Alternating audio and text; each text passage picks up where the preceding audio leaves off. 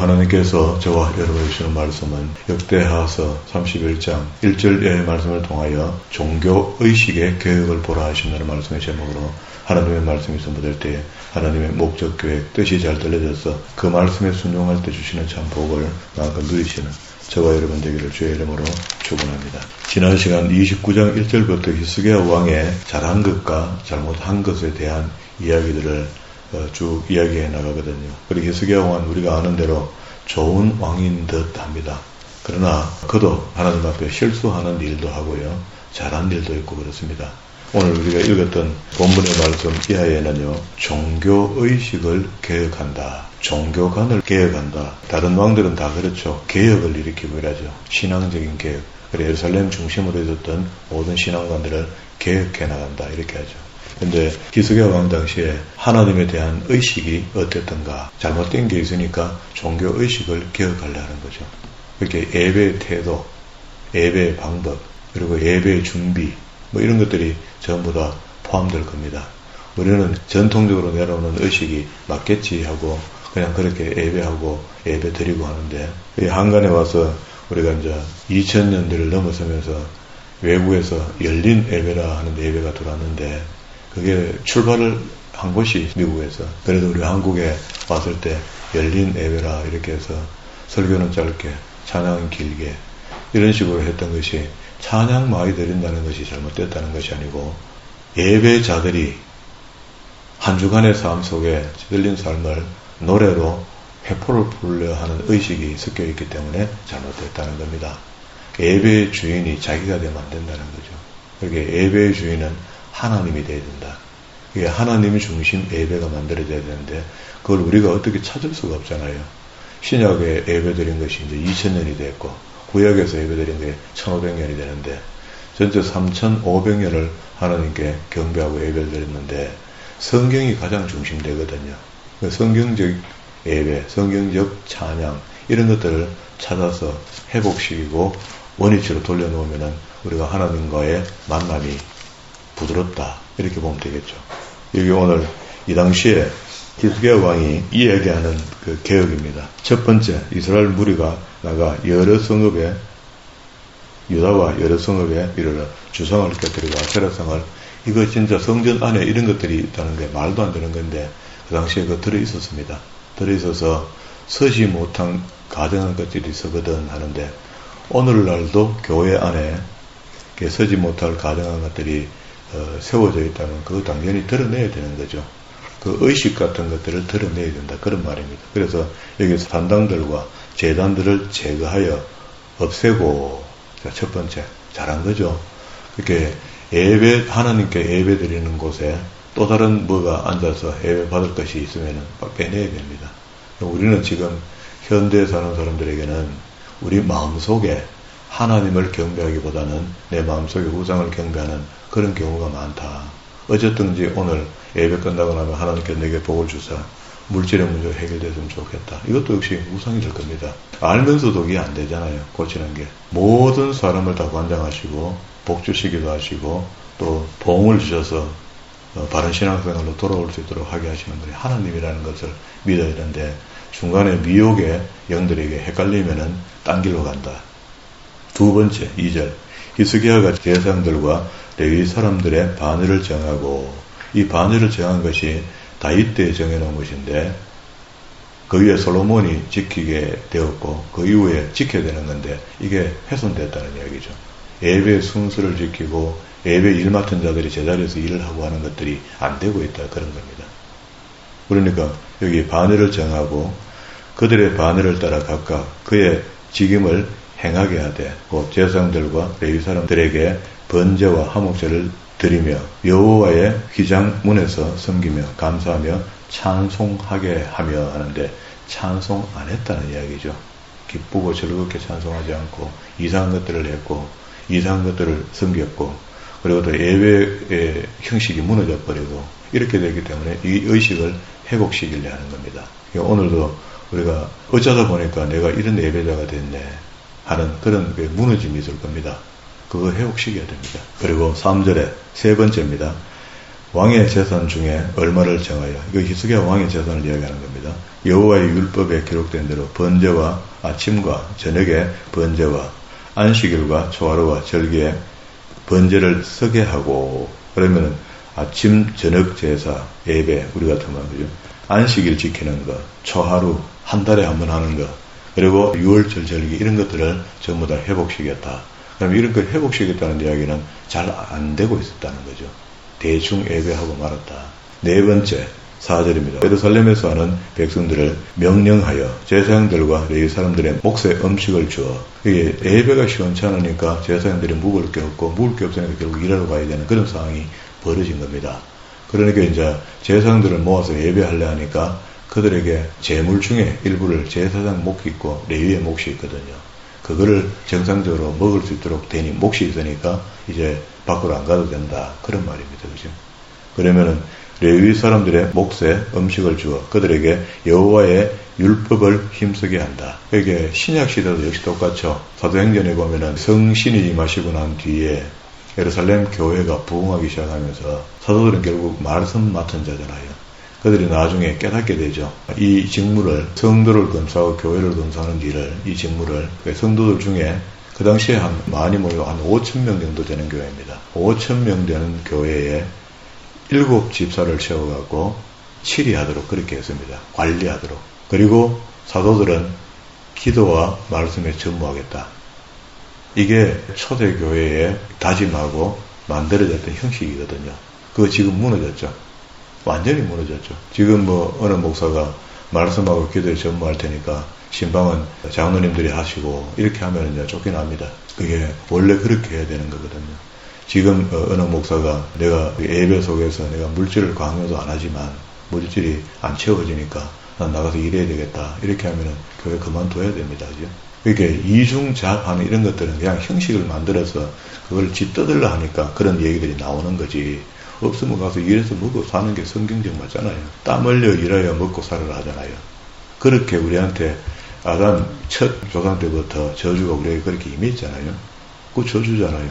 여자들은 상고의 고통을 겪고 아이를 생산하라 했더니 아예 상고 겪어 못하고 제왕절개가 나와버리고 이렇게 했다 그죠. 이걸 제가 이야기하면은 여성들은 문명 맞을 일이지만 그래도 하나님 말씀으로 돌아가면 그렇다고요. 그래서 최선을 해보고 안 될 때 생명이 위험할 때 제왕절개를 하고 이렇게 할 순서가 있는데 처음부터 아예 포기하고 걸로 가는 거라. 그런 것들이 하나님을 많이 무시하는 행위가 됐다. 자, 다시 이야기합니다. 예배 의식을 회복하지 않으면은요 하나님을 또 무시하는 것처럼 되는 거라. 그리고도 어떻게 하나님께 뭘 달라 하고 구하고 어려움을 토로합니까? 정상적인 교인이라면 하나님이 원하시는 것이 무엇인지 그걸 분명히 깨닫고 알고 그걸 회복시키는 것, 그 의식을 바꾸는 것. 내가 이런 식으로 예배드리고 이런 식으로 안식일을 지키고 이런 식으로 삶이 예배자가 되어 살아야 되는데 이렇게 하지 못한다 하는 것들에 대해서 자기 각성이 필요한 거죠. 바꿔야 됩니다.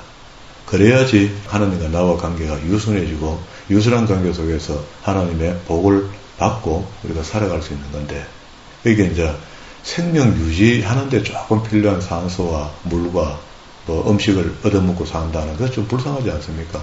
하나님은 능력하신 분이고 우리가 구하는 대로 해롭지 않으면 항상 주시는 분인데 우리는 우리 스스로 그런 것들 내 잘못된 의식에 사로잡혀갖고 그걸 가로막는다. 하나님이 나를 돕는 것을 가로막는다는 것. 하나님 주시고 싶어도 주실 수 없는 상황으로 내가 만들어간다. 그런 이야기입니다.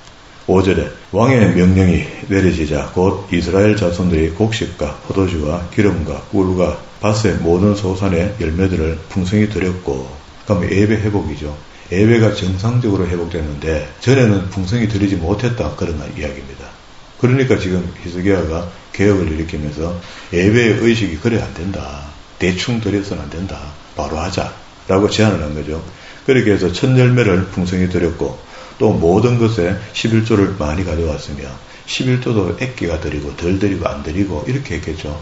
첫 열매는 10개 드릴까 1개만 드리고 이런 거 했겠죠. 그런 것들이 전부 다 문제가 됐다. 6절에 유다의 여러 성읍에서 하는 이스라엘과 유다 자손들도 소와 양을 11조를 가져왔고 또 그들의 하나님 여호와께 구별하여 드릴 성물의 11조를 가져왔으며 전에는 흩어져 멀리 있는 사람들은 하나님께 드리는 11조를 변폐스럽게 생각하고 안 드렸다는 거죠.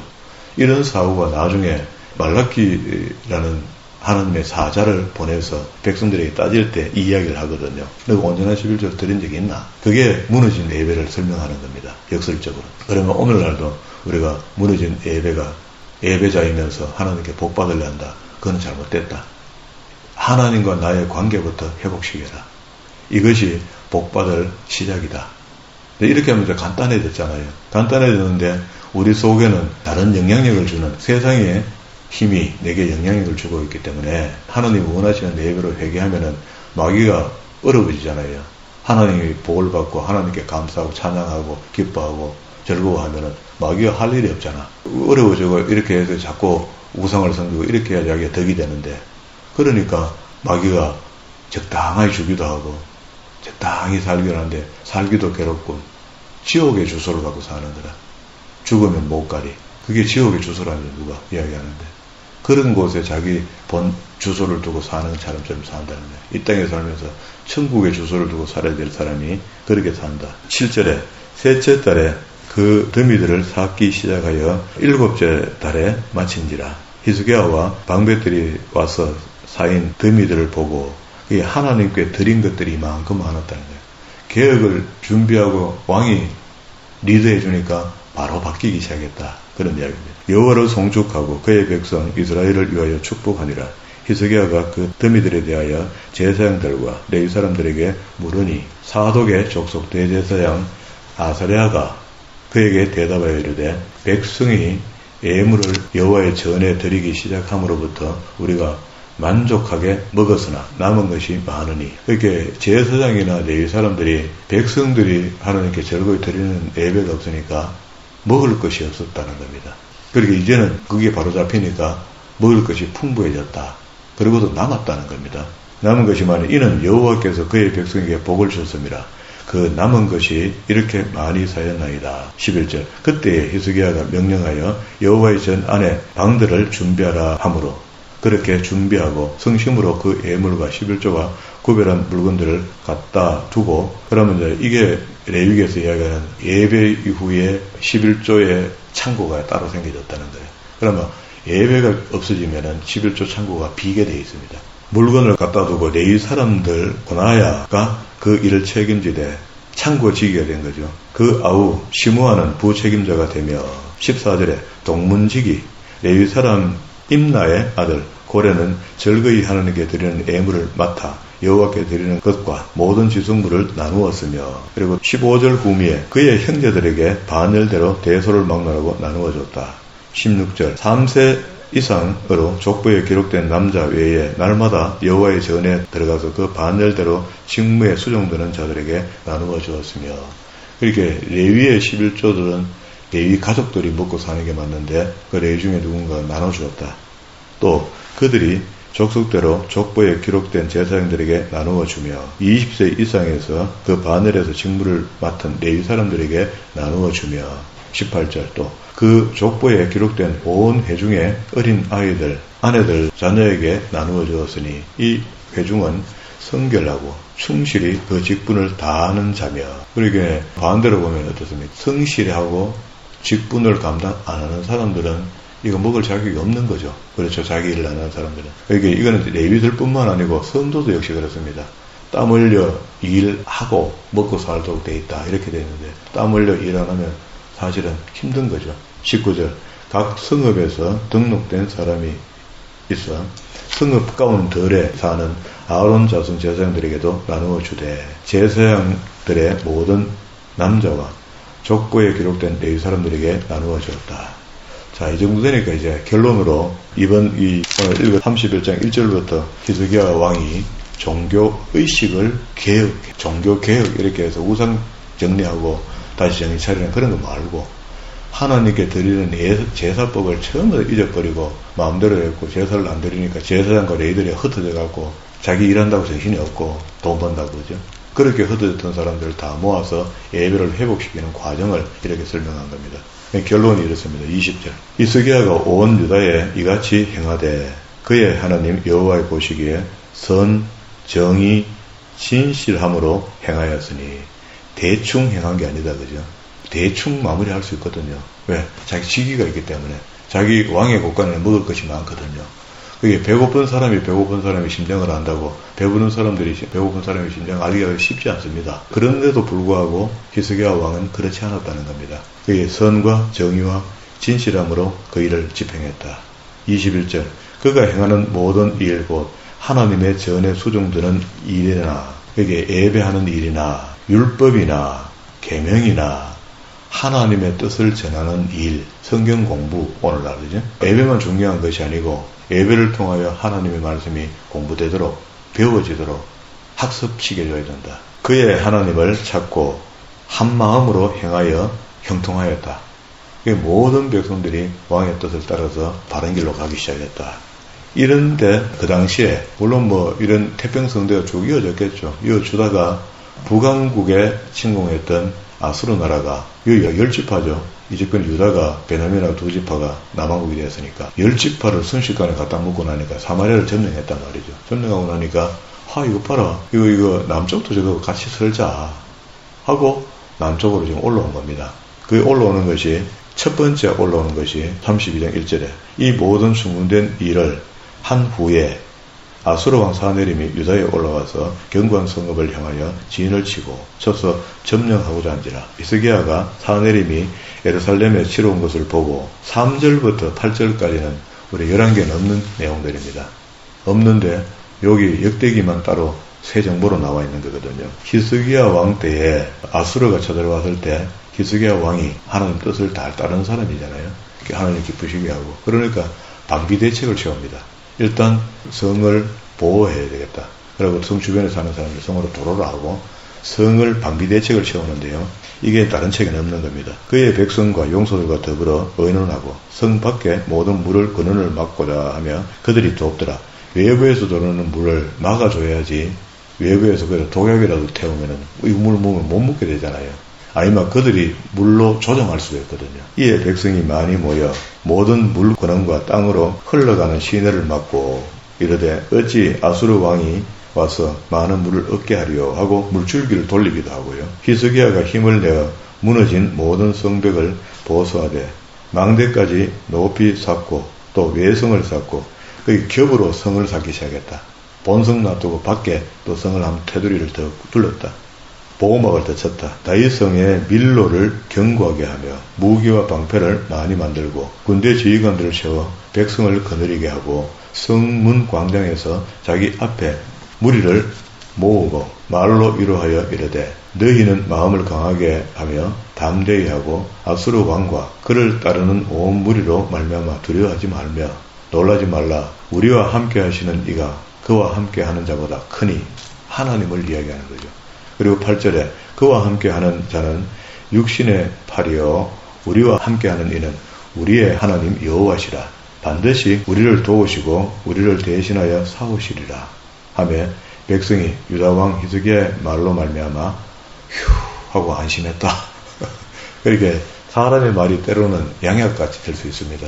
그러니까 이제 사실이지만 사실을 사실대로 아는 것과 사실은 이런데 다른 생각을 하고 두려움에 떨 수가 있거든요. 그래서 이걸 정리해 준 겁니다. 두 번 또 아수르가 치러 올라옵니다. 앞에 방어 대책을 세우고 이렇게 하니까 재미가 없었죠. 두 번째 올라오는데 9절에 그 후에 아수르 왕 사네림이 그의 온 군대를 거느리고 라기스를 치며 그의 신하들을 예루살렘에 보내어 유다 왕 히스기야와 예루살렘에 있는 유다 무리에게 말하여 이르기를 아수르 왕 사네림이 같이 말하노라. 너희가 예루살렘에 에워싸여 있으면서 무엇을 의뢰하느냐. 포위당했으면서 이런 말입니다. 히스기야가 너희를 깨어 이르기를 우리 하나님 여호와께서 우리를 아수르 왕의 손에서 건져내시리라 이렇게 자꾸 독려하는 모양인데 그 헛소리다 하고 이거 미혹의 소리죠. 그런데 이제 계속 밖에서 나발을 이래 불면은요 안에 있는 사람들이 진짜 그럴까? 그럴 거야. 그렇지. 그렇게 맞는 거야 하고 넘어가 버려요. 그런데 진리가 그렇게 넘어간다고. 사실은 앞에 히스기야 왕이 했던 이야기들이 다 진리 맞잖아요. 하나님 그렇게 도우실 거잖아요. 도우시는데도 이들이 두려워하고 무서워하고 미혹받고 하면은 사람이 슬슬 바뀌가 그래 바뀌는 거라. 두려움으로 쌓인다.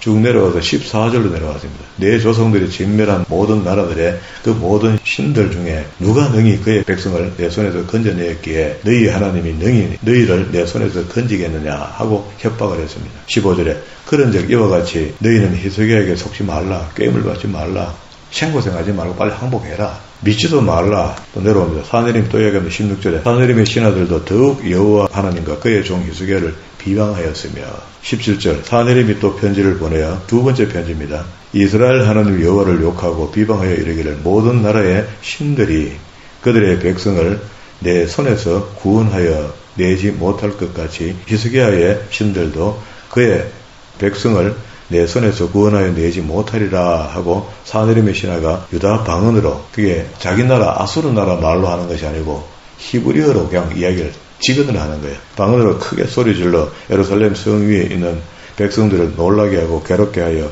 그 성을 점령하려 하는데 그들이 예루살렘의 하나님을 비방하기를 사람의 손으로 지은 세상의 사람의 신들을 비방하듯 하였더라. 그 세상의 사람의 신들을 비방하듯 하는데 이런 일이 있을 때 히스기야가 힘들죠. 사람이 듣고 앞에 들은 건 잊어버리고 뒤에 듣는 게 더 생생하거든요.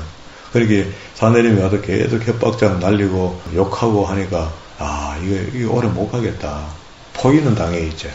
그러니까 히스기야 왕이 이러므로 히스기야 왕이 20절 아모스의 아들 선지자 이사야와 더불어 하늘을 향하여 부르짖어 기도하였더니 여호와께서 한 천사를 보내어 아수르 왕의 진영에서 모든 큰 용사와 대장, 지휘관들을 멸하신지라. 이런 것들이 참 그렇죠. 그렇게 자고 났더니 18만 5천 명이 다 죽어갔던 그런 현상들이 하나님께 손을 대어서 죽게 하는데 하나님의 이적과 기적을 가만히 들여다보면 그런 일들이 간간히 있잖아요. 우리는 보도 듣도 못한 그런 일들도 내게 생길 수 있거든요. 그러니까 어떤 일이든지 우리가 영적 감각들이 이거 하나님의 보응이다, 벌이다 하는 것을 느낄 수 있는 것. 하나님 이거 복이다, 이거는 복이다 하고 느낄 수 있는 것. 그런데 내가 봤을 때는 목사가 그런 것들을 잘 볼 수 있잖아요. 목사가 봤을 때는 이게 복이 아닌데 본인은 그 복으로 생각하는 거예요. 그러면 그걸 수정시켜 주는데 수정시키면은 목사님 나한테 내가 조금 괜찮으시면 또 안 된다 한다 하고 이렇게 이야기하는 거예요. 하나님의 뜻을 전하는 거잖아요. 그 말씀에 순종하는 사람이 복이 있는 겁니다. 목사가 뭐 한다고 성도 잘 되는 거 안 되도록 만들고 이런 거 안 하거든요. 이 말씀만 전할 뿐인데 말씀을 자기가 미혹의 영에 의해서 왜곡되게 받아들이니까 자기한테 탈이 난 거잖아. 그러면 본인이 잘못된 거잖아요. 말씀은 전혀 문제가 없거든요. 아수르 왕이 낯이 뜨거워 그의 고국으로 돌아갔다. 돌아가고도 아수르 왕이 가문이 멸문이 됩니다. 그냥 하나님의 징계받고 그냥 전쟁에 패하고 돌아가는 게 아니고 그의 신의 전에 들어갔을 때 그 몸에서 난 자들이 자식들이 아버지를 죽였단 말이죠. 칼에 죽였더라. 이와 같이 여호와께서 히스기야와 예루살렘 주민을 아수르 왕 사내림의 손과 모든 적국의 손에 구원하여 내사 사면으로 보호하시며 여러 사람이 예물을 가지고 예루살렘으로 와서 여호와께 드리고 또 보물을 유다 왕 히스기야에게 드린지라. 이후부터 히스기야가 모든 나라의 눈에 존귀하게 되었더라. 존귀하게 되었더라 하고 그끝에다가 또 적읍시다. 고린도전서 10장 12절 선줄로 생각하면 넘어질까 두려워하라. 우리는 내가 흥하고 좋을 때 넘어질 수 있다는 것을 염두에 두면은 자기가 흥하다 하는 것은 많은 것들을 가졌다는 이야기잖아. 이제 어려움이 별로 없다는 이야기거든요. 그럴 때 어려운 사람들을 보면서 도와줄 마음이 생기고 그게 주님의 마음이거든요. 그게 사랑의 마음입니다. 우리 기독교가 사랑 빼앗으면 사실 시체 아닙니까? 그러면은 그런 사랑의 마음을 내가 다른 사람의 낯 앞에서 잘난 척 한다고 자랑질 한다고 하는 거 그건 사랑이 아니죠. 예수님의 사랑의 법칙은 오른손의 법칙과 왼손의 법칙이잖아요. 오른손이 하는 일을 왼손이 모르도록 하라. 조용히 잠잠히 하는 겁니다. 그런 어떤 믿음을 기본으로 한 좋은 일을 이야기하는 거잖아. 그런데 이 정도 되니까 이제 보세요. 24절에 그때에 히스기야가 병들어 죽게 되었으므로 여호와께 기도하며 여호와께서 그에게 대답하시고 또 이적을 보이셨으나 25절과 26절에 문장에서 이어지는 이야기인데도 다른 책에는 이게 없습니다. 앞에 책에는요. 이건 특수한 자료가 되는 거죠. 히스기야가 마음을 교만하여 그 받은 은혜를 보답하지 아니하므로 진노가 그와 유다와 예루살렘에 내리게 되었으니 히스기야가 마음의 교만함을 뉘우치고 예루살렘 주민들도 그와 같이 하였으므로 하나님이 그 나라에 복을 주니까 왕도 교만해지고 백성들도 교만해지니까 여호와의 진노가 히스기야의 생전에는 그들에게 내리지 아니했다. 임하였다가도 또 깨달아지니까 안 임하고, 이게 이제 우리 기독교인들의 특성입니다. 우리는 세상 사람들의 잣대에 맞춰 사는 것이 아니고 하나님의 뜻에 맞춰 살아야 되니까 그래요.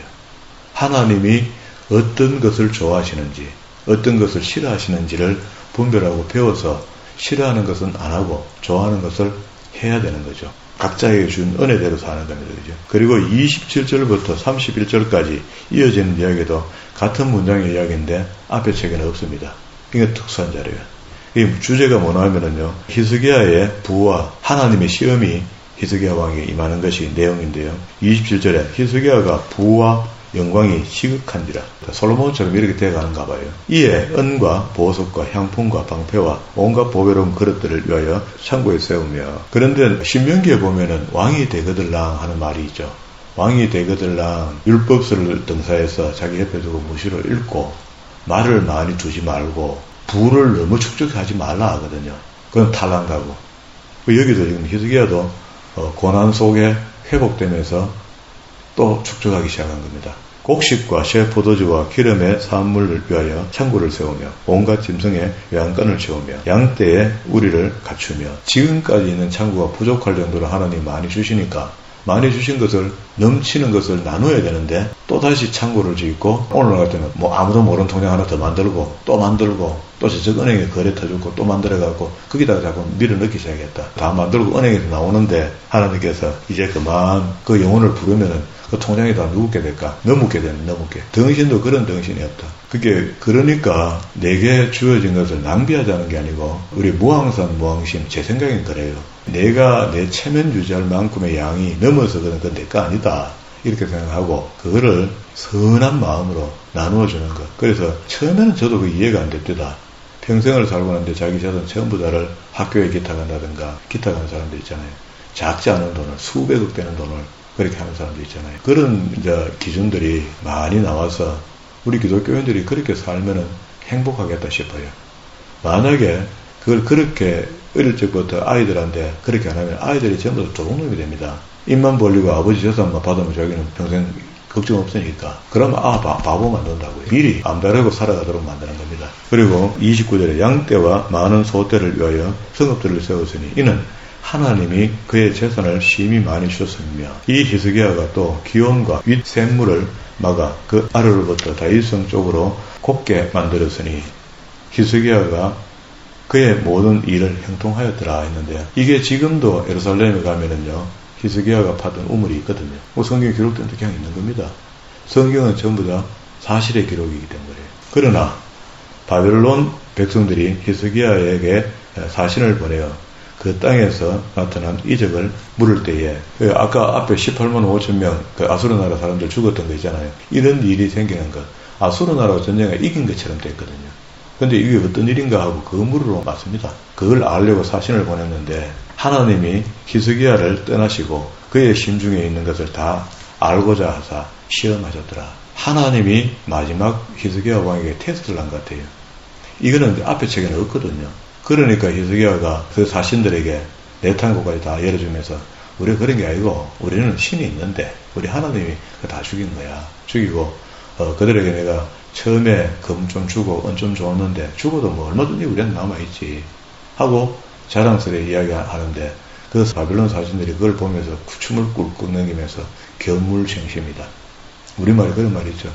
그래서 그 돌아간 사람들이 결국은 바벨론이 치러 내려온다는 것을 이사야 선지자가 이야기해 주죠. 자, 32절입니다. 이사야의 남은 행적과 그의 모든 선한 일은 아모스의 아들 선지자 이사야의 묵시의 책과 유다와, 우리가 지금 보고 있는 이사야 책 맞습니다. 이스라엘 열왕기에, 이것도 역시 우리가 보는 열왕기 맞고요, 기록되니라. 히스기야가 그의 조상들과 함께 누우매 온 유다와 예루살렘 주민이 그를 다윗의 자손 묘실 중에 높은 곳에, 그러니까 높은 곳에 하는 말은 선한 왕이 되었기 때문에 그래도 이렇게 대접받는 겁니다. 죽어도. 어떤 왕은 왕실에 들어가지도 못한다잖아요. 그의 죽음에 그에게 경애를 표했더라. 그의 아들 므낫세가 대신하여 왕이 되니라. 근데 의도적으로 보면은 좀 불편한 글들은 에스라가 다 뺀 겁니다. 열왕기에 알고 있는 불편한 이야기들, 다른 책에 섞여 있는 것들도 그 시대의 이야기들은 다 빠진 거죠. 어쨌든 돌아온 이스라엘 백성들이 이런 히스기야 왕의 업적들을 보고 우리도 다시 회복이 되겠구나, 하나님께서 그래 하시겠구나 하는 것을 믿어지게 하려는 에스라의 의도가 있는 책이다. 그런 얘기. 오늘 여기까지 정리했습니다. 오늘 우리 무엇 때문에 하나님께서 이만한 복을 히스기야 왕 시대에 주었는가 할 때 하나님과 예배의 회복입니다. 우리 평소에 예배 드리면서 예배의 회복에 대한 이야기를 제가 많이 하는 편이죠. 많이 하는 편인데 오늘은 예배의 회복뿐만 아니고 예배의 의식의 회복입니다. 우리 같으면 그 버릇대로 가지 말고 그렇게 하면 안 되고 성경의 예배의 방법으로 나를 회유시키는 겁니다. 돌려내는 겁니다.